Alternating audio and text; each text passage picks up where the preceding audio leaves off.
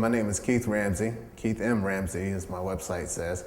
Fine artist, graphic artist. I grew up in Williamsburg, Virginia, and basically got into art because my mom was an artist, and she says, hey, why don't you do oil paints? Why don't you do oil paints? No, I don't want to do it. It's dirty, it's disgusting, it's nasty, you can't wash it off.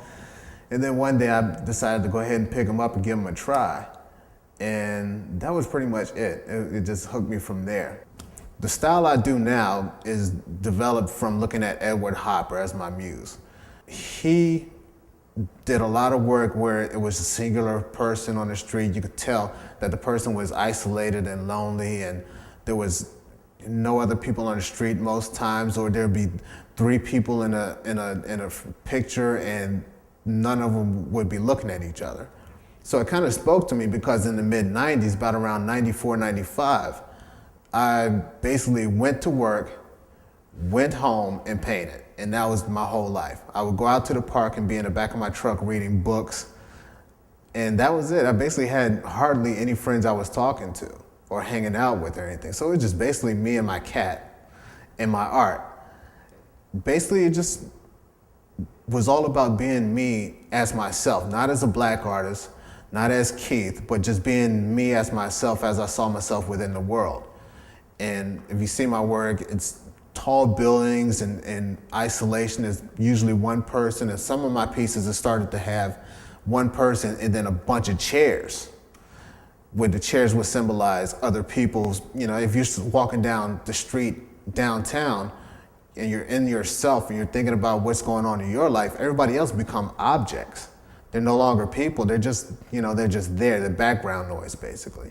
So that started working itself into the pieces, and then I started working the chairs out of my work, and then it just became about the environment in that singular person.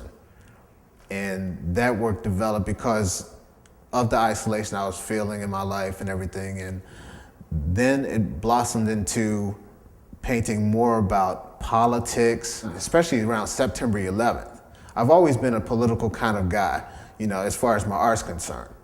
But when September 11th hit, I did work where I was starting to question myself whether I should do this kind of work.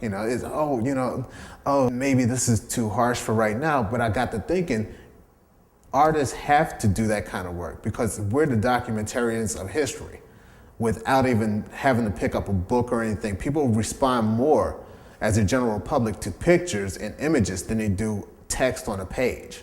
Well, I have 4 bodies of work: my political work, my cityscapes and noir, my noir prints, which are drawings, and then Diluted Loss, which is a series of works that deals with black soldiers of World War II specifically, because there's such a longer war and it's so close to where we are now.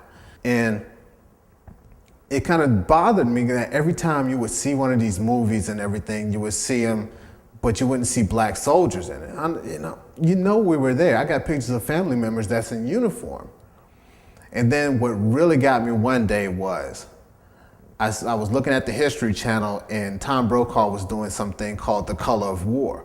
It was a documentary of, the war, but it was dealing with the war in color, not black soldiers of World War II. And that just set me off. That, along with this magazine that I got celebrating 50 years of World War II, it was a bunch of letters in the magazine from soldiers of World War II. Only 1 or 2 were from black soldiers out of 208 pages. And that upset me.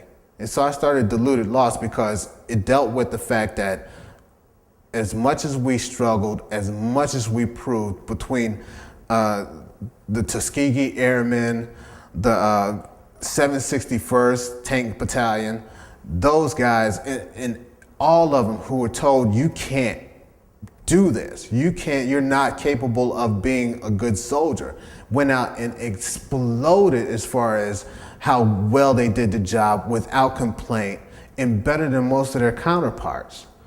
And got the jobs done efficiently, but at the same time, as long as they were over there fighting for America, America didn't care.